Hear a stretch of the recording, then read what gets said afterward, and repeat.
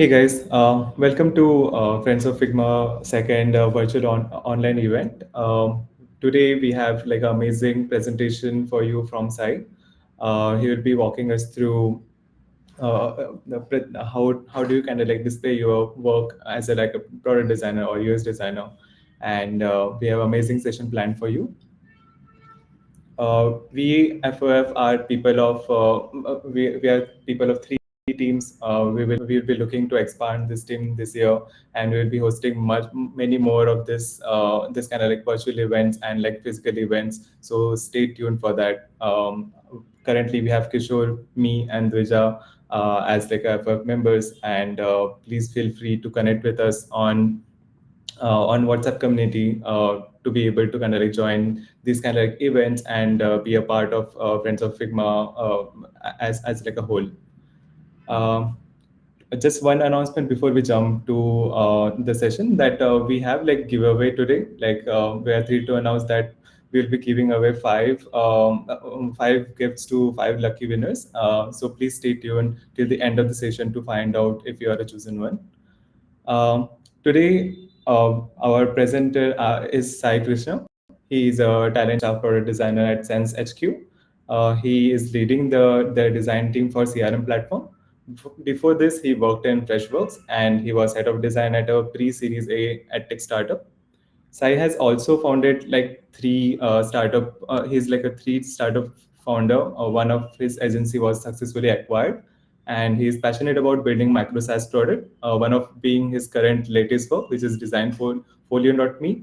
It's like a no code platform where you can easily create your website. And Sai definitely brings creativity, expertise to drive and make design more accessible to everyone.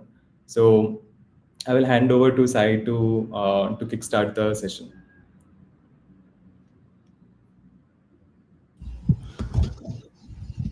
Hey, hi guys. So much, Movish. Thank you, Kishore. I hope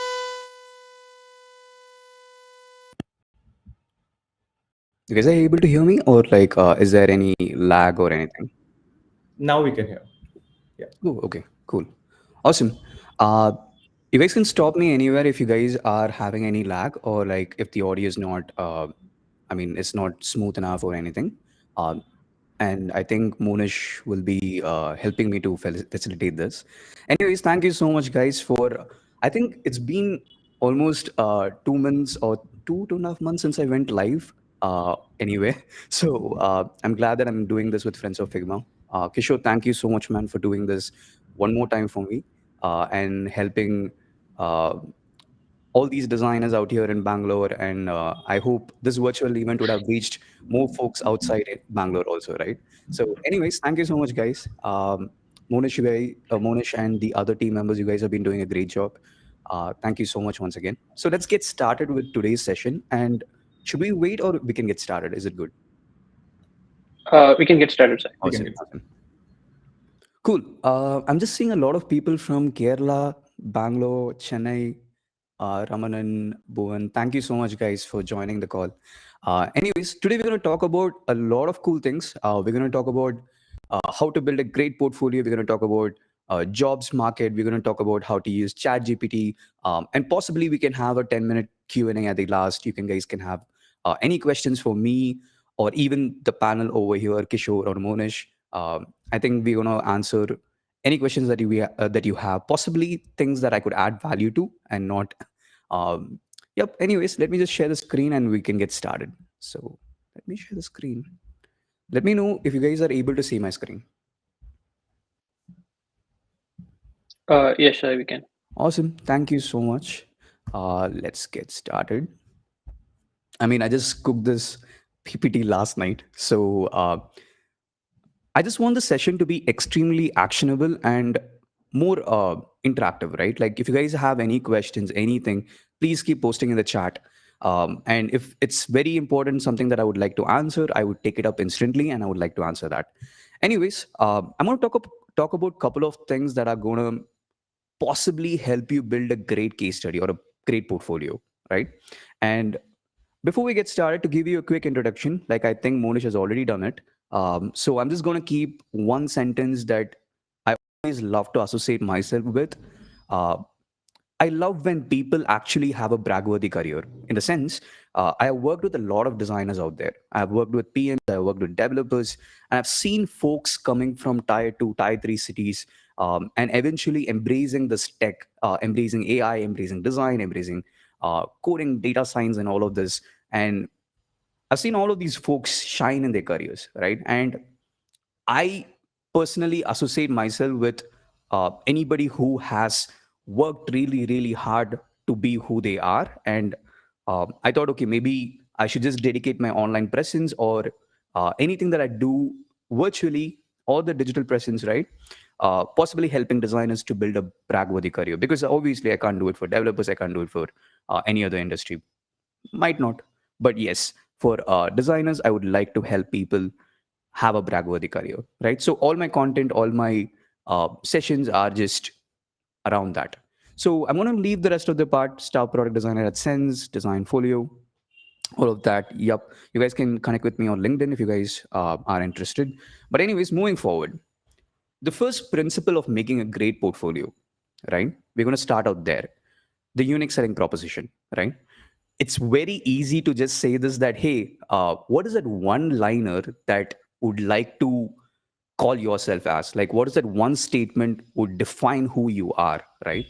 Whenever a HR manager or a senior design manager or anybody who's going to hire you, they end on your landing page, they end on your portfolio, and then they see these two lines or three lines, which actually defines who you are, right?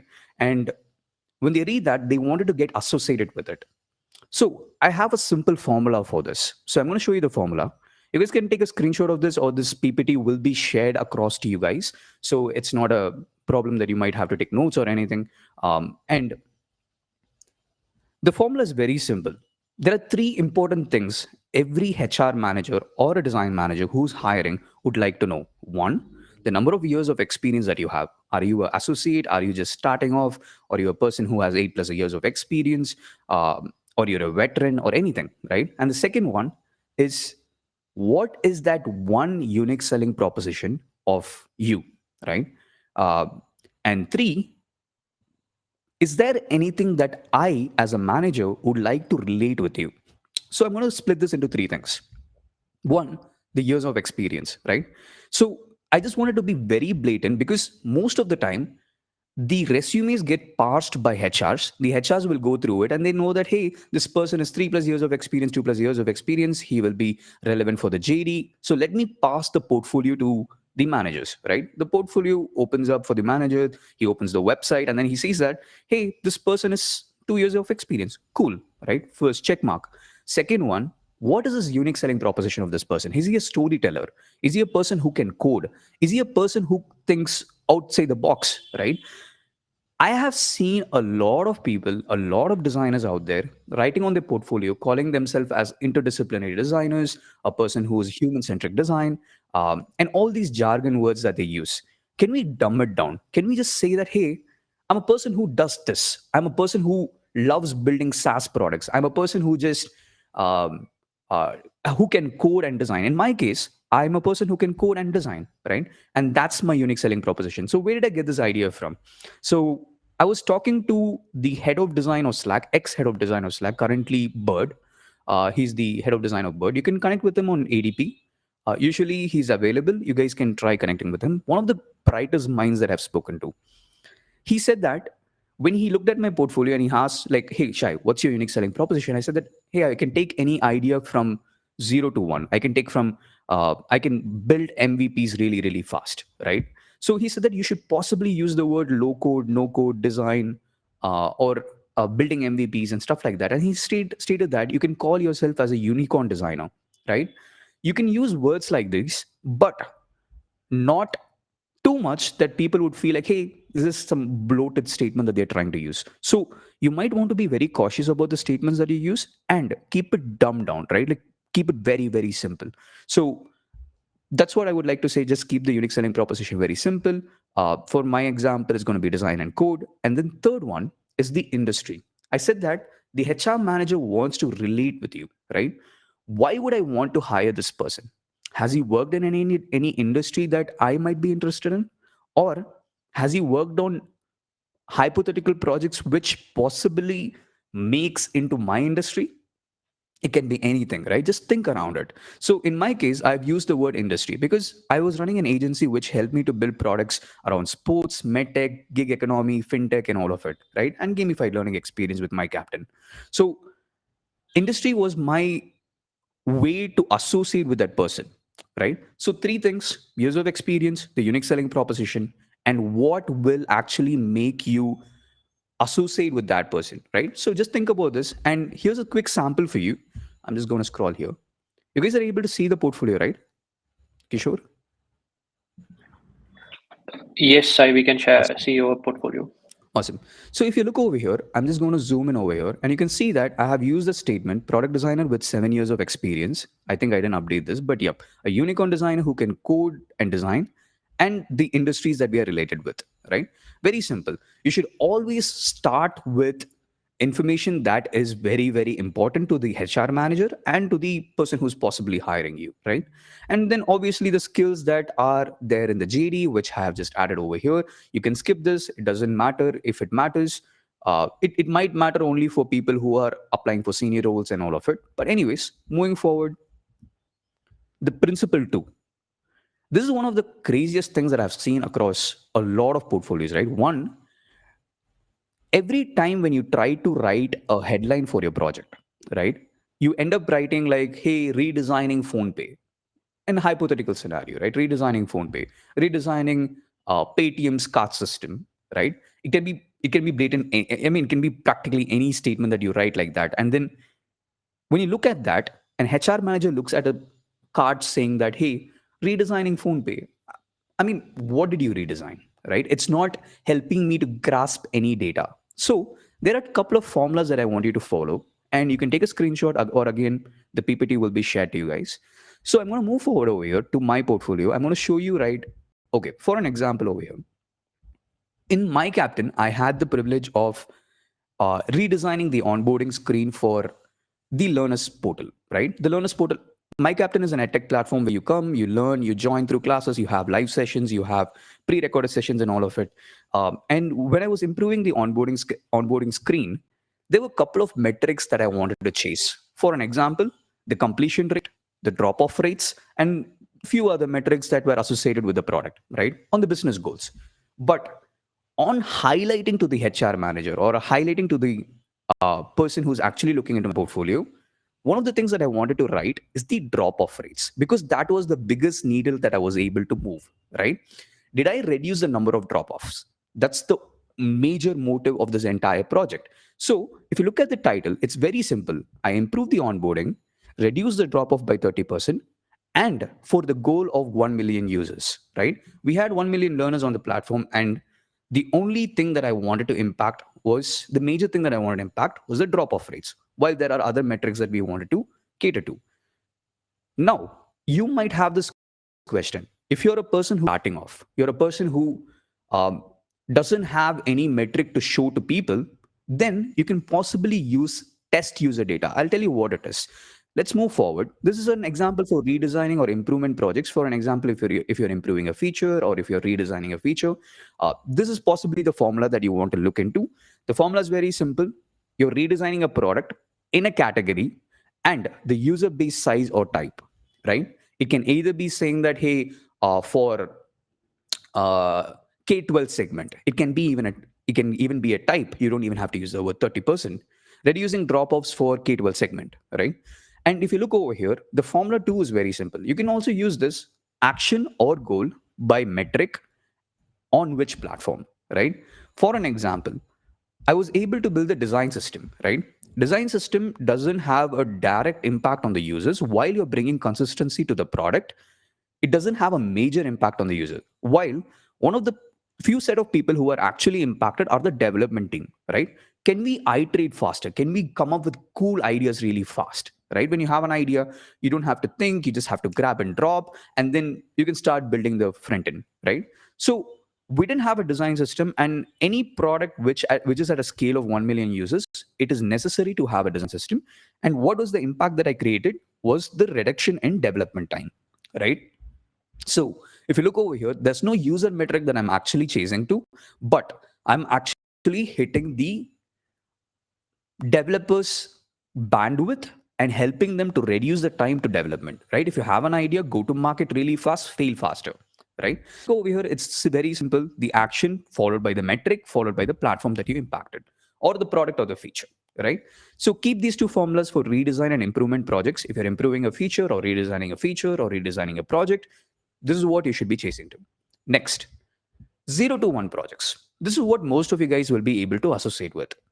If you're working on an hypothetical project, what would you be able to write? You will not be able to say that, hey, I have impacted 30% users. You will not be able to say, you are improved the development time by 40%. So what should I be doing, right? This is where you will be using tools like Maze. I don't have to tell you guys what these tool does, but let me just open it up for you, right? Maze is a very simple tool which you can actually use to analyze your Figma file, right? You have built a flow, you have built a prototype, but you're not able to code it because it's a hypothetical project, right? When you share this Figma file through Maze, you'll be able to do a lot of user testing. In the sense, you'll be able to do 5-second tests, and you can do a lot of different tests which are templatized inside Maze. You don't even have to know what these things are because they have helped you to templatize it, and you can just read about it and you can get started with it, right? You can directly share your Figma file through Maze, and then you can start testing out heat maps. You can test out a couple of polls and everything. How does this data actually look once you get it off this? Let me go to one sample. I think this has no.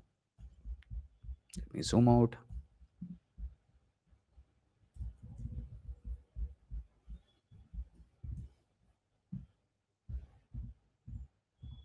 Cool. Yep. This is a Maze data. In the sense, when we created the prototype, before going into production, we share the data, we share the prototype through Maze with a couple of people to test it out, right? Which are basically your test base, your users, right? Uh, you can then, if you have this data, if you have these misclick rates and heat maps and whatever type of test that you have done, you can possibly use the statement saying that reducing the drop off by 30% for test users.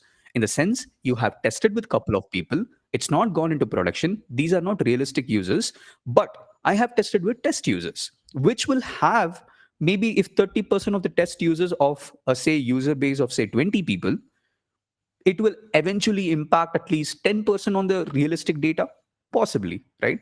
But eventually you have to keep it really, I mean, it should be real on the data level. You can't say that, hey, I've tested with people, but then they're not real users. You just have to say that they are test users, right? You can use the word test users over here. So if you're working on a hypothetical project 0 to 1, use Maze, use test data, and say that, hey, I have tested with test users, right?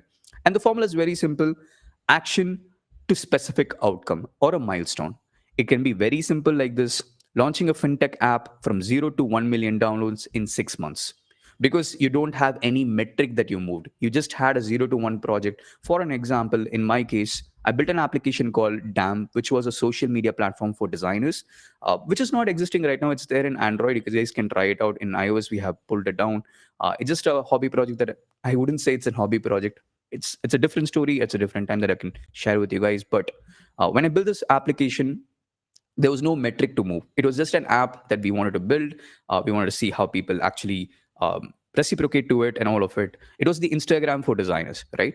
And when you look at this platform, there was no metric to move because I didn't have any pre-existing data to evaluate with post-existing data, right? The post data.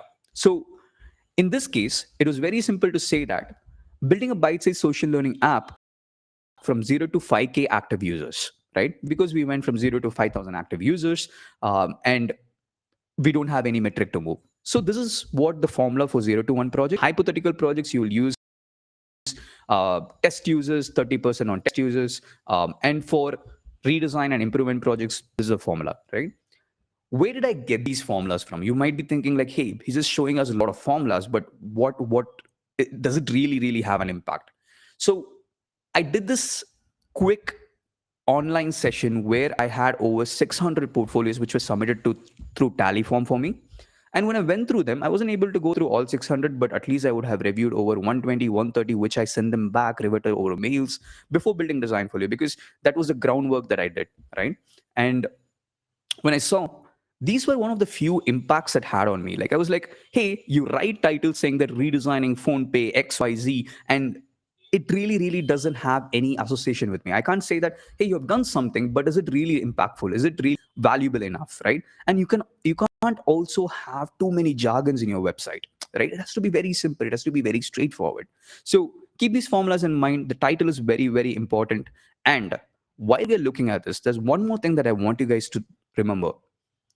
Whenever you're creating a thumbnail, your portfolio is not Behance, right? In the sense, you're not doing any clickbait works over there, which means all these thumbnails can't have big text saying that onboarding experience, design system. Don't do those things, right? Keep it very simple. I'll give you another example of another portfolio that I really like.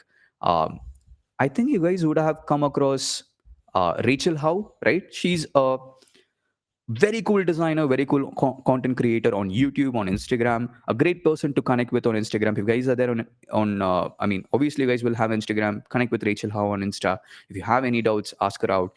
One of the brilliant minds that I've come across in terms of presenting their work, right?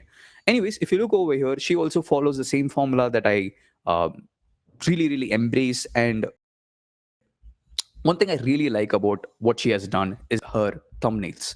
The thumbnails are very straightforward. If you look at it, you know that, hey, this is a dashboard, this is a mobile app, this is a landing page. You don't even have to read the text.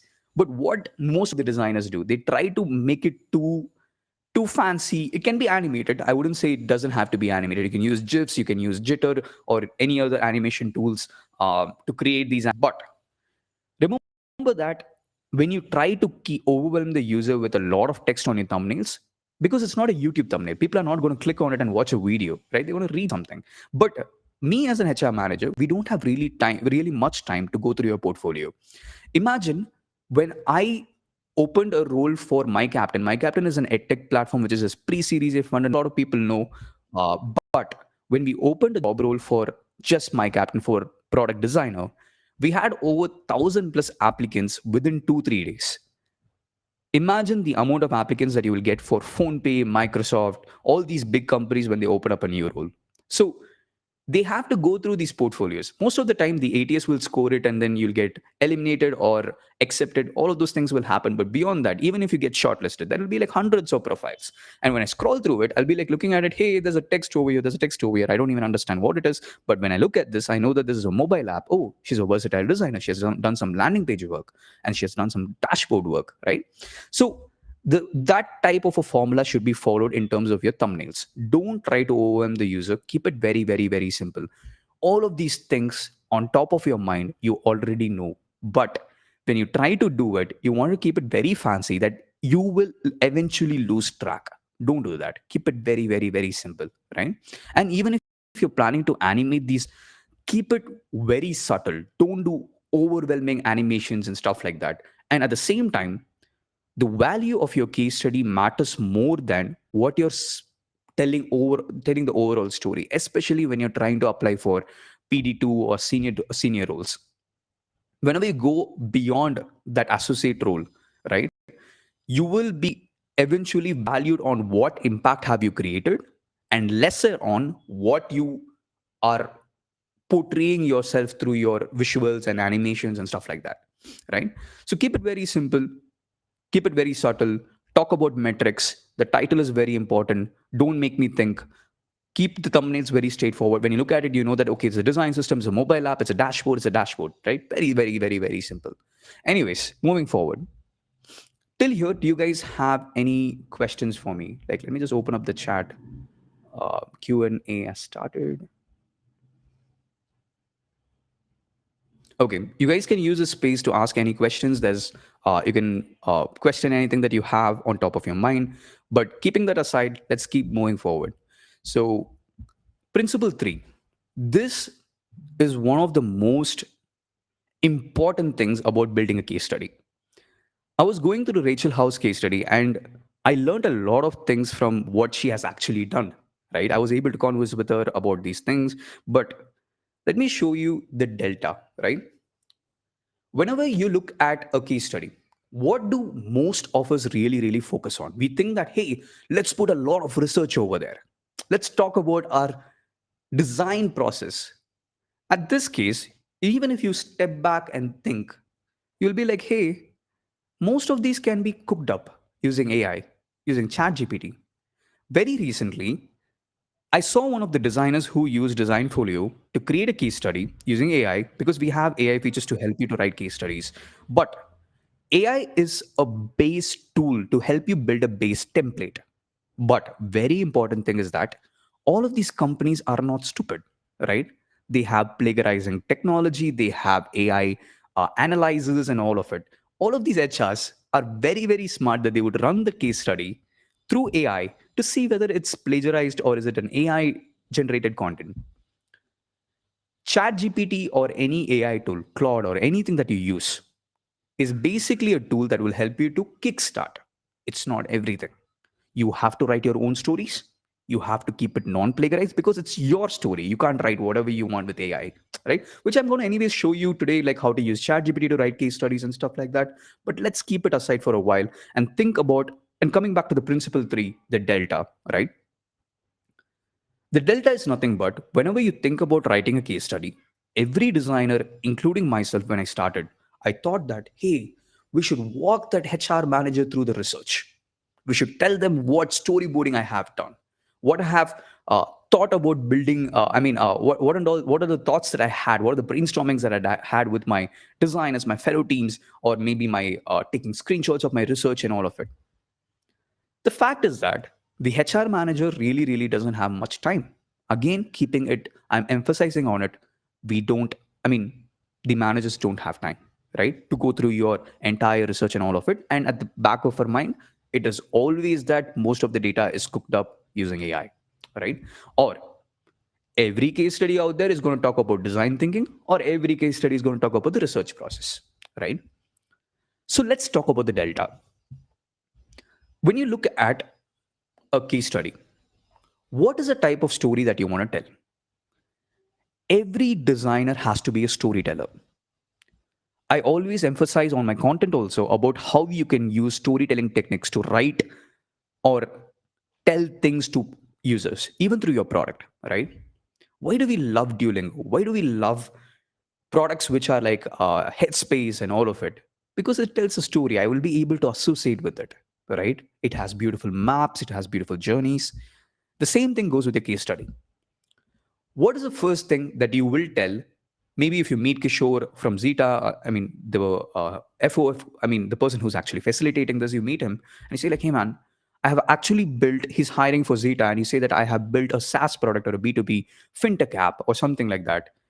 What would you actually tell him? What is the problem that you solved, right? He really doesn't care about what was the research. He really cares about, hey, what was that one problem that you really solved, right? So introduce the problem, talk about the problem. You might think this is very simple on back of your mind. Hey, yes, I do talk about the problem, but I'll show you what Rachel has done. I'm going to share this. I'm just going to traverse to her page. And this is one of the best case studies that I've come across, right?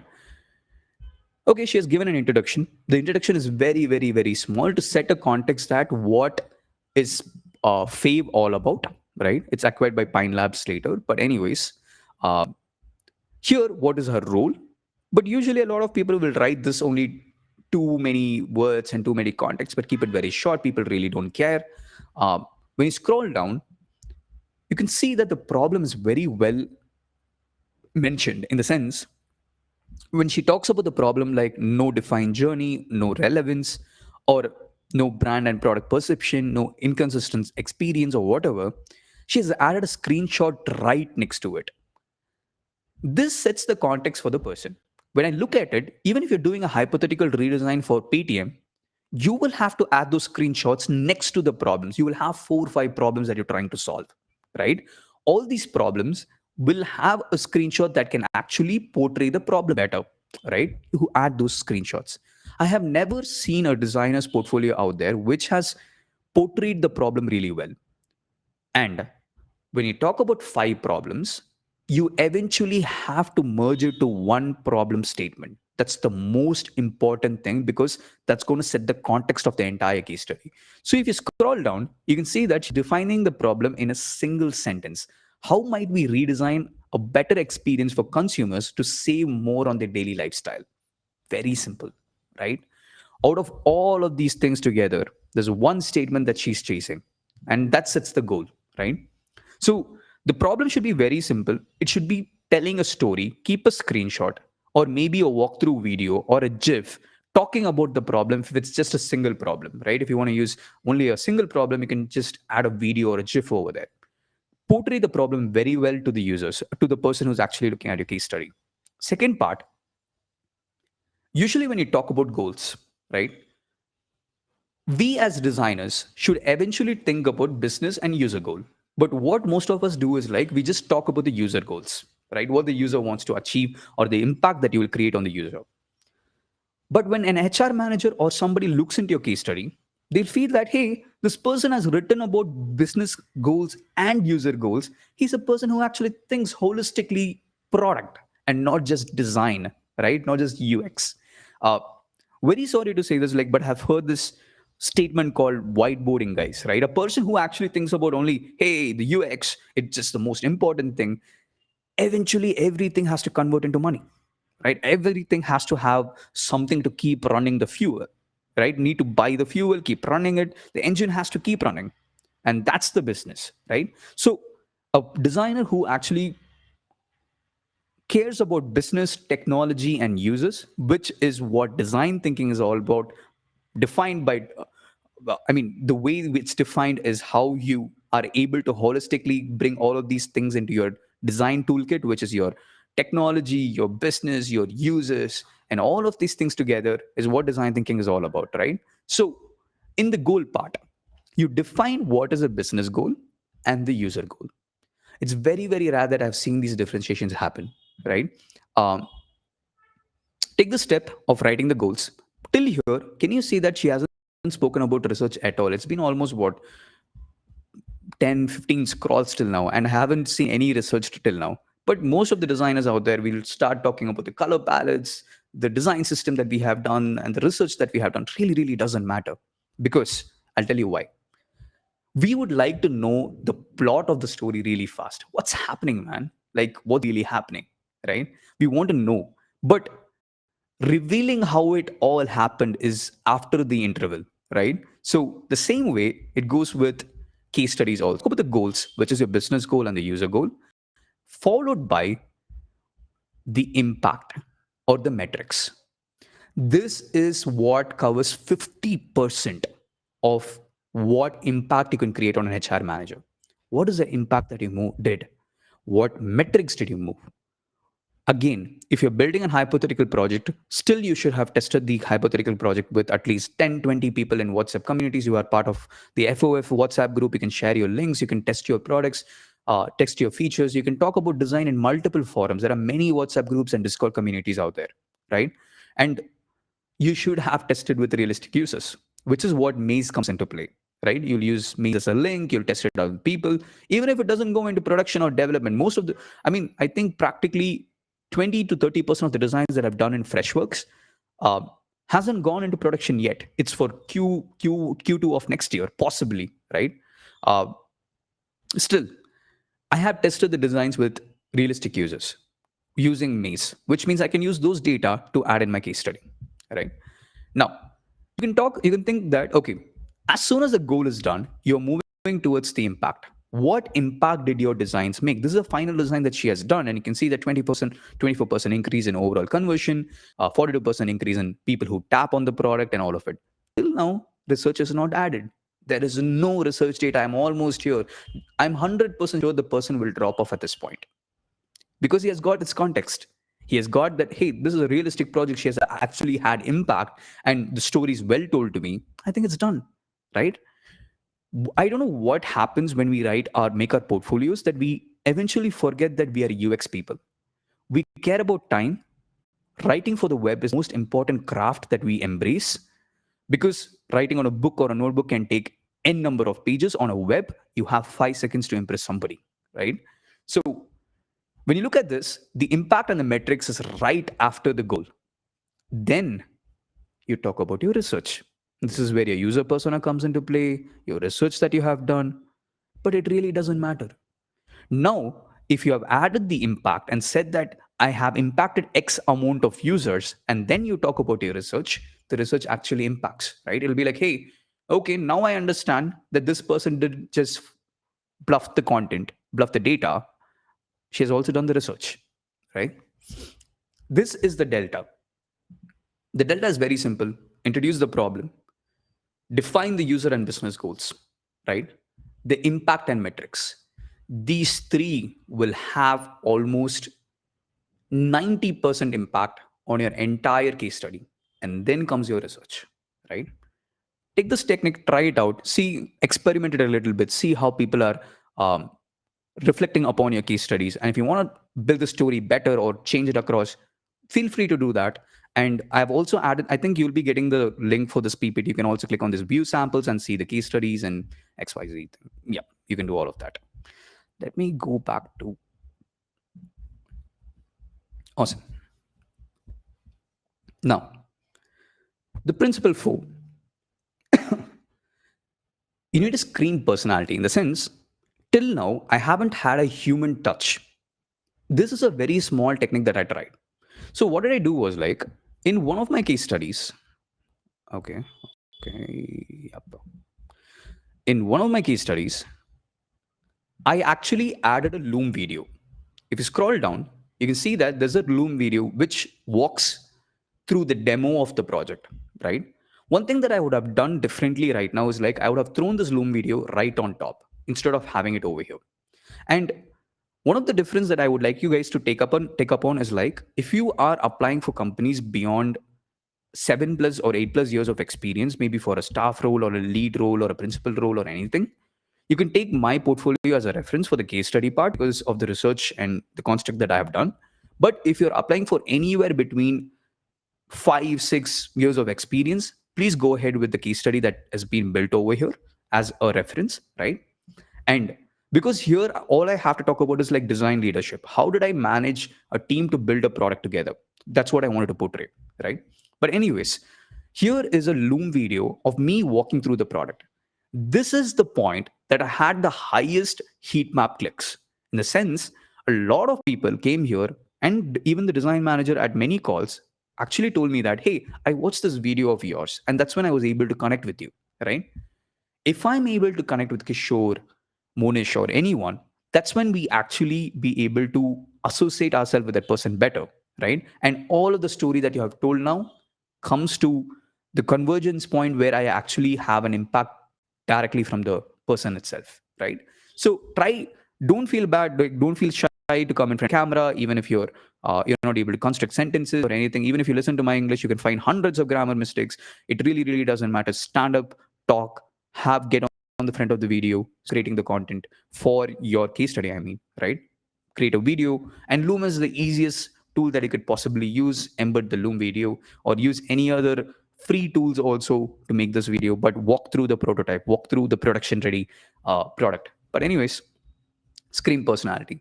So use Loom to record and make a walkthrough of your project, and the walkthrough will be very simple. You can just add it over there.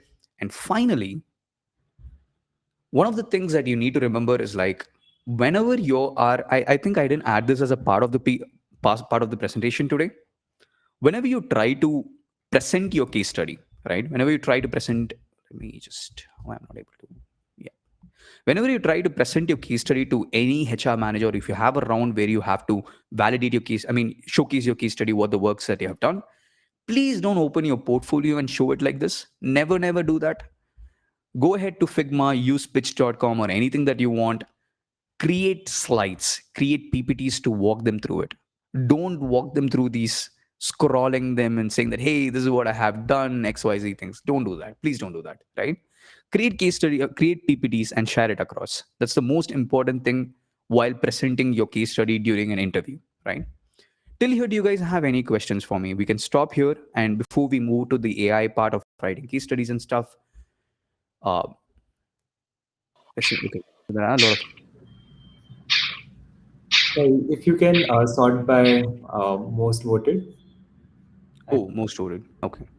So, are there any free alternative? Actually, Maze is a free tool. You can get using it directly. And how to pitch or project if it's about a very niche or a technical topic? Yes. So just now, like I said, the formula is very simple for a very niche specific feature that you're building, which is action by percentage or metric on platform or product or feature, which again goes to my specific thing, right? Like building a design system specifically for reducing the development time. We built storybooks. Even in my case study, I would have spoken about building storybooks and stuff like that, which help the design team and the development team to uh, work cohesively better, right? So this is the formula that you might want to use for that. And while mentioning, okay, let's go voting based. What if we are using AI for rephrasing the sentences or to correct the grammar? Basically, the idea is mine, but the words are from AI. Will that be a problem? Yes. So, Tinsy, like the thing is that these content that are being generated using ChatGPT or Claude is at least a little bit better, but with not trying to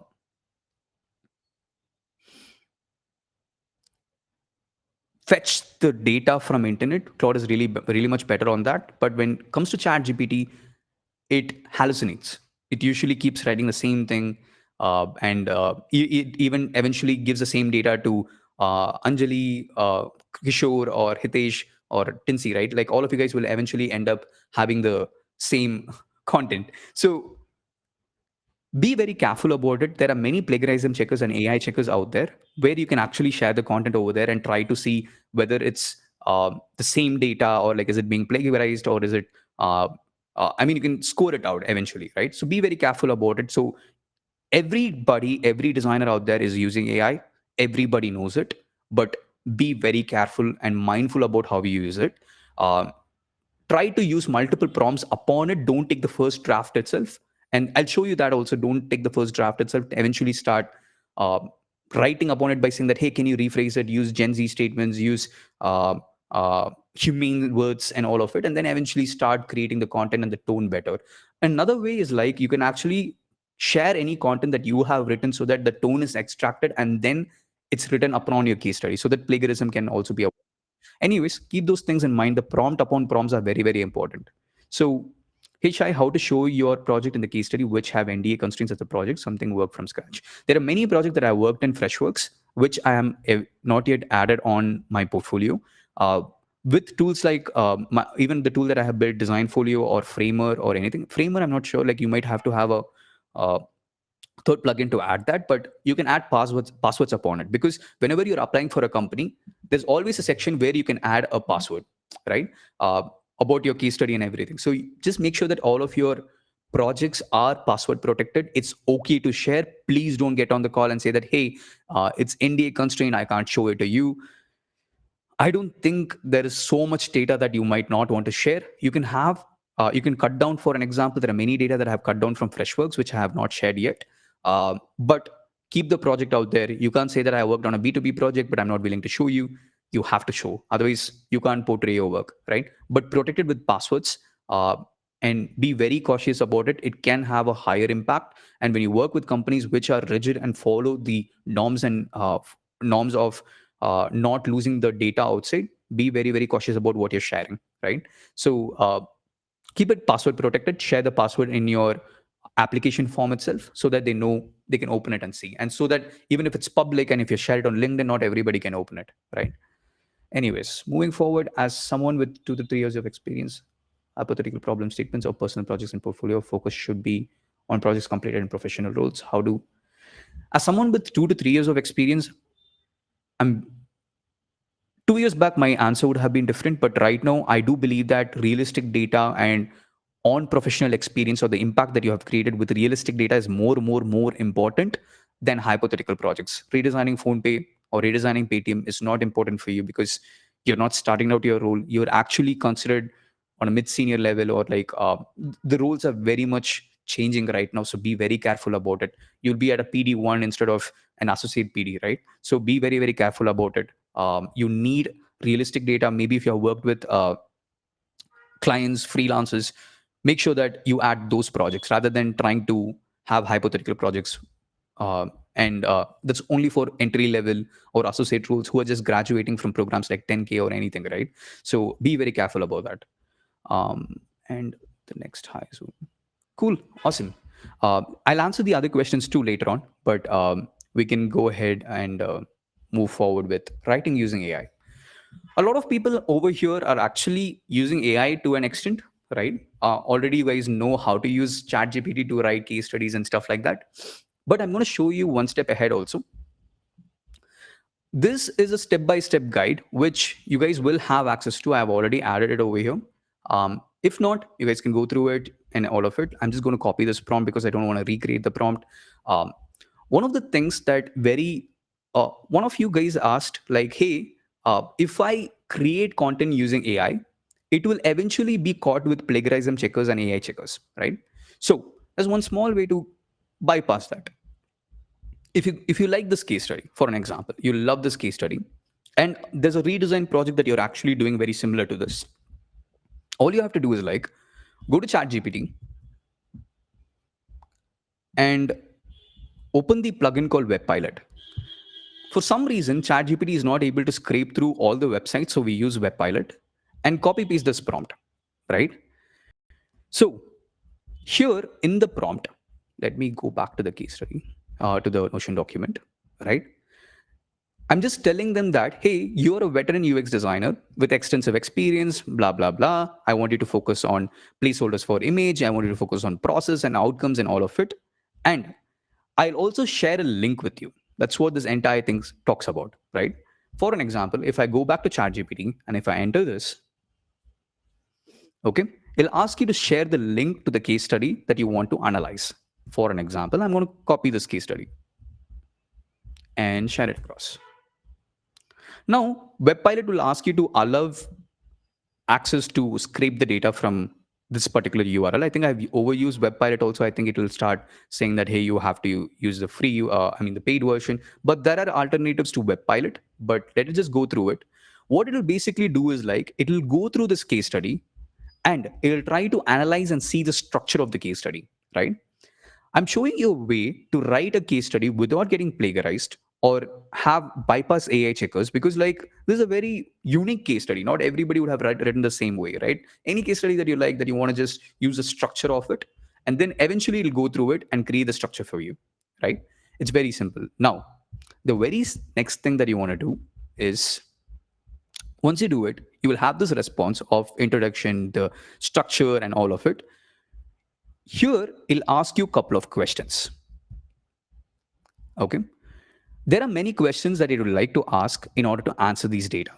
The structure is extracted. Now, you'll eventually go ahead and ask ChatGPT that, hey, can you ask me questions that I would answer for you to write the case study in the above structure? Write my case study in the above structure. So it has extracted the structure and then it started asking the questions for you. Once you start answering these questions, right, you will eventually end up writing the case study with the structure of Rachel House redesign project, right? And this is the easiest way to write, because I'll tell you one thing.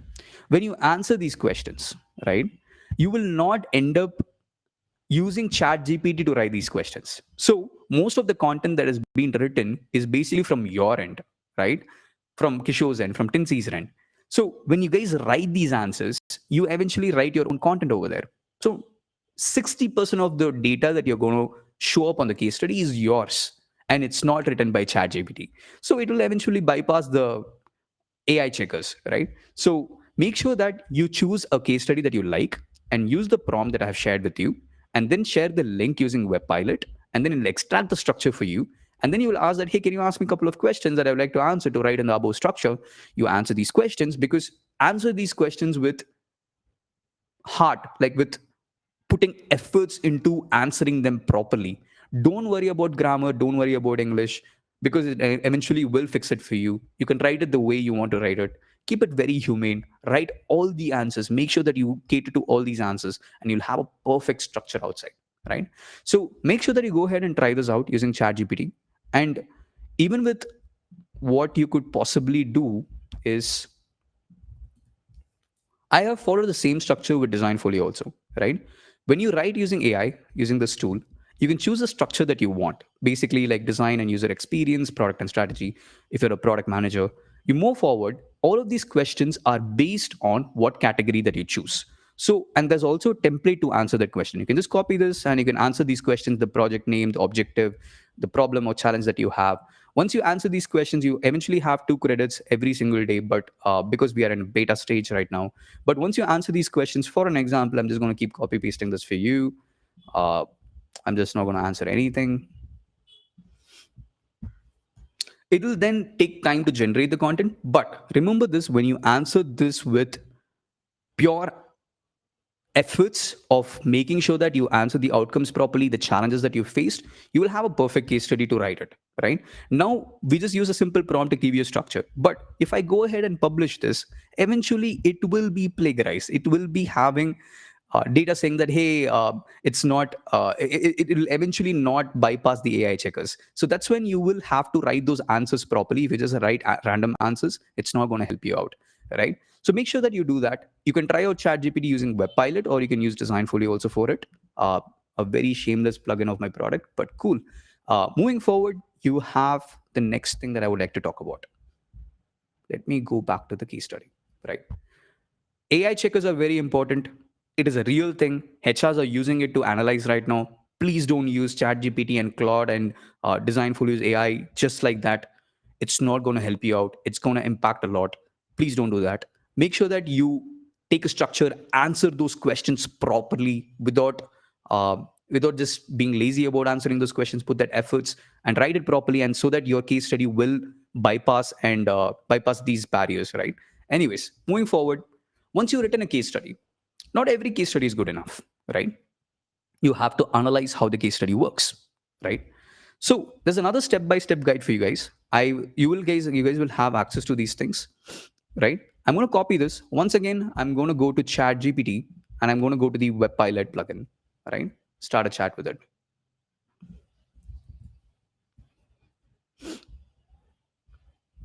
Awesome. I'm going to copy paste the prompt. And you can see that here's my case study. Here's where you have to add the link to the case study that you have written. For an example, I'm just going to take Rachel's case study only because it was able to scrape the data very easily. Um, and you press enter, right? I have written the prompt in a way that it can score you based on 10, right? The design process, solution effectiveness, the user centered design, and all of it. Um, so what it'll do is like it'll go through your case study and see that if it has answered all of these things, right? So once it scrapes the data, it'll start scoring it for you. And further on, it can give you suggestions also. If it doesn't give you suggestions, the feedback is right here. Yep. You need to provide more data on how the solution aligns with your specific pain points or business KPIs, which are not shown because there's another thing that these images are not scraped, right? But she has added the impact scores, which means this particular data is wrong. But still, you want to make sure that first run the content instead of just the images. So you take that effort of running the content, and then you take these scores into the face value at the face value, right? Anyways, you can go through these things. You can write and analyze your case study. At the same time, the same formula, the same thing that I've used for Designfolio also. Where did I go? I think it's right here. Yep. So even for Designfolio, you have the same thing. You can analyze the project using AI. Once you start doing that, it'll start analyzing the project and it'll go through it, and then it'll throw a scorecard at you. But the only difference between what I have done over there in ChatGPT and this one is like your case study will be compared against people who are from Meta to Google to everyone, because I have already fed in the data of the case studies of Meta, Google designers, where it'll be comparing it against it. And even the base template that's being created is based on their structure. That's why the score was good enough. But when you run your actual data, for an example, on this, it'll be just like on point, which is just basically good, but everything is almost needs to be improved, right? So make sure that you use these tools to analyze your case studies. You can use, again, AI can hallucinate. It can end up telling you the same data again and again. Don't take it at face value. Make sure that you go through it properly and try to it. And at the same time, the AI generated content will get caught by plagiarism technologies. And in order to avoid that, run the content multiple times and answer the questions with heart and soul and write it properly so that 40-50% of the content is written by you, right? And that's how you can eventually bypass those things, right? Keeping these things aside, um, yep. So we have come to the end of uh, the presentation. So I think you guys can ask me any questions that you have, but just to walk you through one more time, just to make sure that we have spoken about everything that you need to know. Most of the time, we as designers eventually try to reiterate a case study so many times, our portfolio so many times. Uh, you don't have to do that. There are only a couple of things that you have to fix. One, your unique selling proposition, which is the first principle of having an association with the HR or the manager that they can relate with you instantly, which is the user of experience, your USP, and the industry that you have impacted. And then don't make them think on what to click and what to read. Be very, very, very precise with your titles, right? Keep about the metrics and the impact that you have created. Be a mature designer, right? Use these formulas. And then the delta. The delta is very, very simple. Introduce the problem, tell a story, share screenshots, then define the problem in a single sentence, and then talk about the user and the business goal, because you're a mature designer. You just don't talk about user goals. And then the impact that you have created. The least important is your research. Put it at the last. With AI being here, people really, really think 90% of the data is bloated, right? Moving forward, screen personality. Come in front of the content, show up your face, talk to them, show them that, hey, I have my video over here, I'm walking you through it, right? So use Loom for it. And for hypothetical project, like many people have asked, please use test user data, use Maze for it. And Maze is a free tool only, you can try it out. Or if you're not able to plot many mazes, please create multiple accounts, try it out, it's not a problem. If you want to buy the feature, buy it out for a month, it's cheap only. Moving forward, you can use ChatGPT to write case studies. You can use Designfolio's AI, again, a shameless plugin. Keeping those things aside, go ahead, try out these things. All the very best for everything that you guys are ahead for. And I hope you guys have found value out of what we spoke today. But I would like to answer any questions that you guys have for me. So probably you can switch to the Q&A section and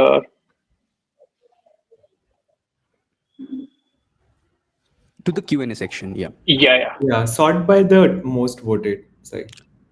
Okay, I should go to the Q&A and then sort by... On the top Nice. right. Got it. Nice, man. Yeah. Okay. While working... Okay, let me share the screen also so that you guys will also be able to see it. Okay. While working in an early stage startup, we are building MVPs. There wasn't any metric to behind it. How do we handle it? Like I said, when you're building an MVP, still you have to do user test, right? When you create a prototype on Figma, you can share those Figma links using Maze. Just reiterating it again. This tool will allow you to run user test on your Figma. And when you share these links with, say, 10, 20 people also, it'll give you heat map data, it'll give you drop off data, it will tell you which page they didn't understand. You can have n number of testers that you can create. If you're not a user researcher, you're not a user tester, you haven't done it before, these people have already created templates for you. You can use those templates and then eventually start uh, start testing out these things. So just reiterating for you, be very careful about it. I have heard this question 100 times. Hypothetical data can be easily answered using Maze, right? Keep that in thing. And most of these questions are already answered. So does this apply for freshers starting with a fresh job or as an intern? What should we focus on in our case study as newcomers? Like I said, Simran, there are two case studies. One, you have to think about the delta. Delta will work for almost everyone. Keep that in mind. At the same time, when you're working for 7 years or 8 years of experience, talk about managing teams, talk about leading projects, talk about how you envision the product that your vision has come to life, right? You need to talk about that. How to pitch your project if it's about a very niche or technical project, like I said. Uh, the formula is the second one in the second slide. Uh, Keep it very niche. Even if you're building a design system for developers, be very precise about it. At the same time, every manager who looks into your project, every impact that you have created, whether on a user or on a development team or for business, it matters, right? But you are good at choosing which one is the most important thing for you. How to present information when designs haven't gone into development?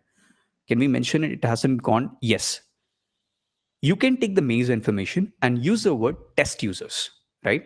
If you say 50% of the test users, you're very clear that all these are just tested with a 20 member focus group, right? Keep that very, very careful. Be very blatant about it because you can't bluff during interviews. Be very careful about that.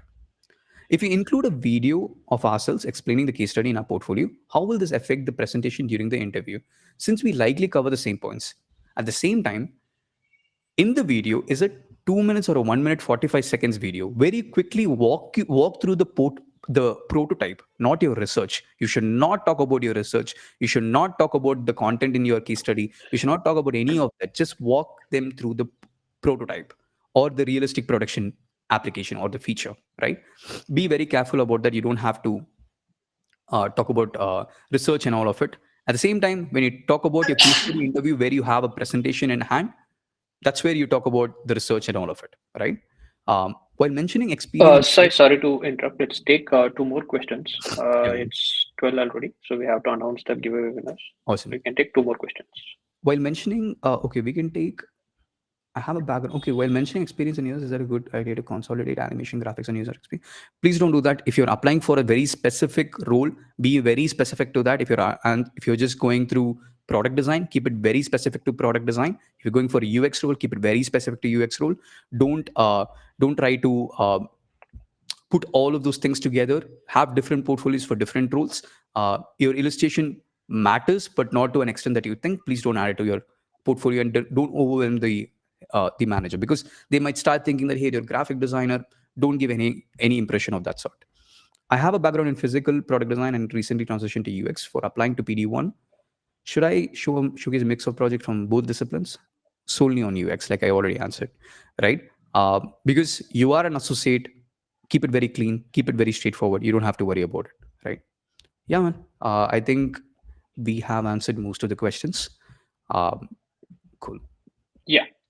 So yeah, thank you so much, Sai. Like, it was like a very insightful session. Even like I have took some notes for my portfolio. It was like really helpful, and I have tried your design folio. It's like a really great product, and people who are in the the event, you should all try this design folio, and it will be like easy for you to build your case studies and portfolio. I would like suggest using this product. Thanks, man. Monish, over to you. Hey guys, we'll be now randomly selecting 5 people to give away a course by Sai. We will ask you to mail your email ID, because we don't really have your email ID. It is masked on our platform. So we'll be randomly selecting, and I will hand it over to Kishore to do the giveaway. Yes.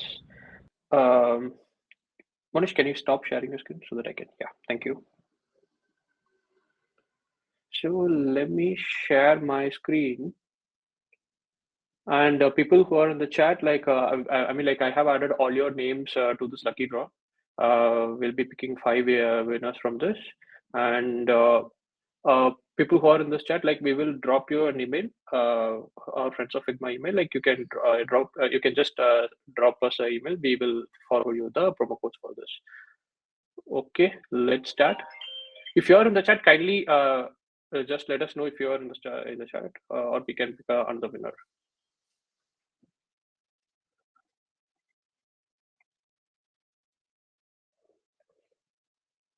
Do we have Apurva?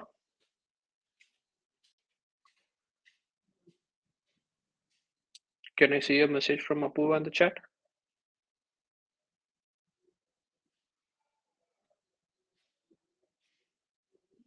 Apurva Patil?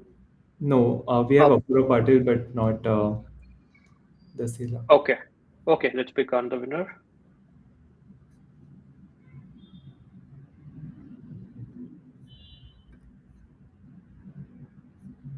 Do we have Asum? No. Okay.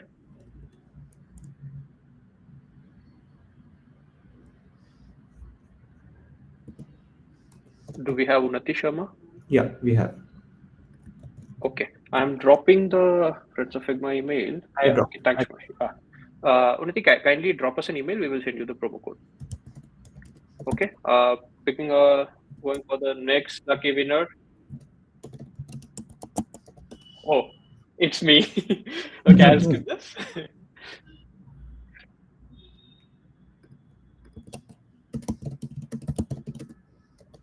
Do we have Meha?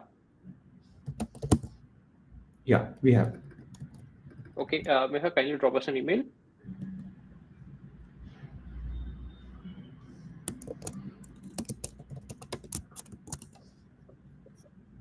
Do we have Prachi on the chat?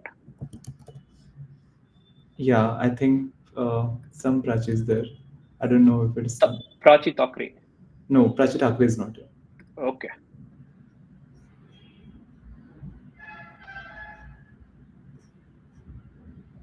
Do we have Lakshay?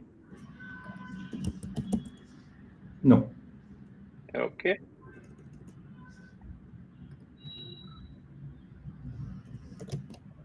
Do we have Purvashri? Yeah. Okay.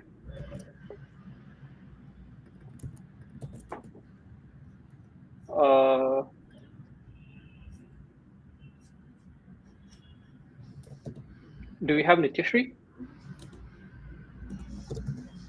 Yeah. Cool. So here is our last lucky draw winner. Do we have Kirti Vashan? No. Okay. For another one round. Do we have Krishna Parashar? No. Okay.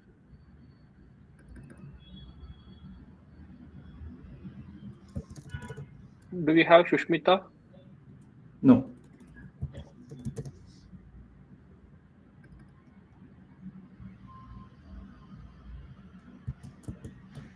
Do we have Shamruti? Yeah.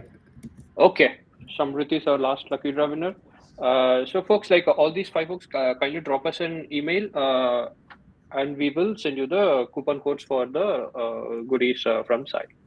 So thank you so much everyone for joining, and thank you so much Sai for like spending your time and giving us like a great insightful session. Okay. Thank you, guys. Thank you. Thank you everyone.